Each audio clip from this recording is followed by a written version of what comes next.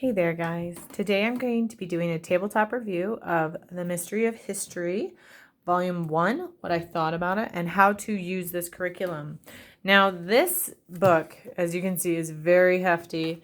It is about 600 pages. It has 4 volumes in the series. Volume 1 is Creation to the Resurrection. Volume 2 is the Early Church in the Middle Ages. Volume 3 is the Renaissance, Reformation, and Growth of Nations. And Volume 4 is Wars of Independence to Modern Times.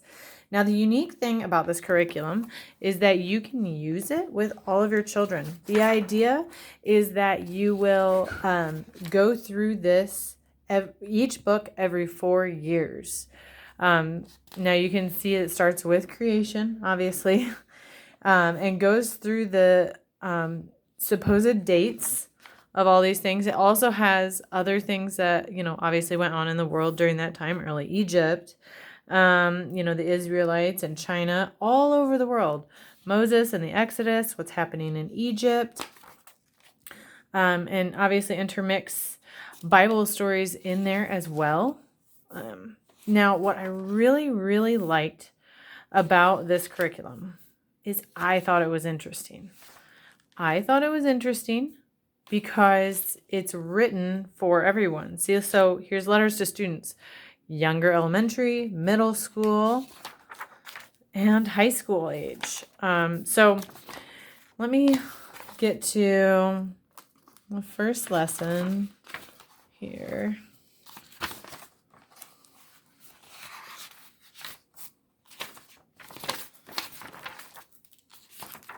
There we go.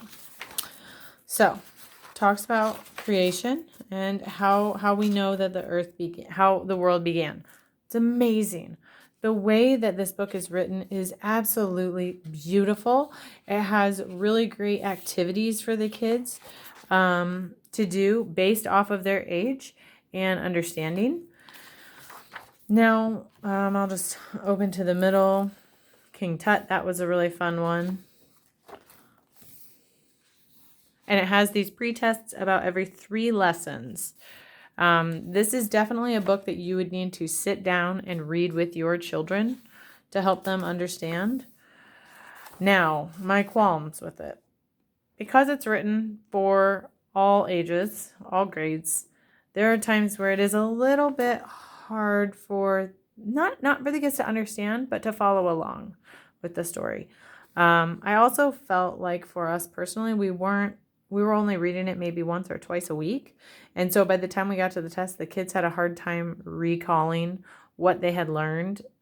Some of the tests would repeat stuff from the beginning of the book, and we had a really hard time remembering that. As you can see, this is where we ended, actually, the Han Dynasty, simply because it was just getting to be hard for them to retain the information. Now, that being said, it's an amazing book. It has these maps in the back.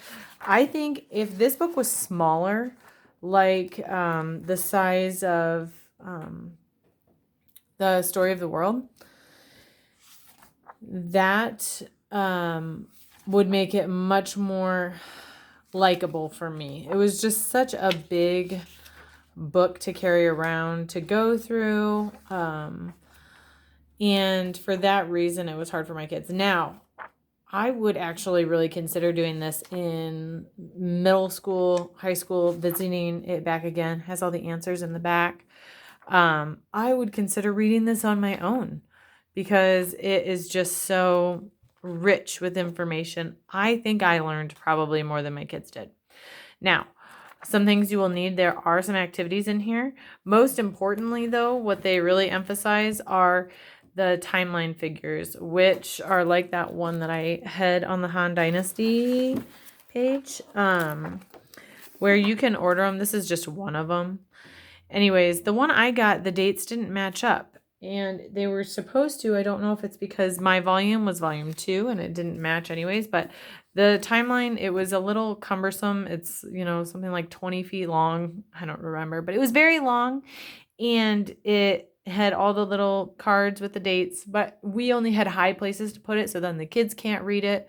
It really didn't seem necessary to us. So I personally, if we do it again, I would eliminate that portion. But overall, it's a really great book. We don't currently use it just because it was hard for them to understand. But other than that, it's amazing, wonderful read. I would highly recommend it.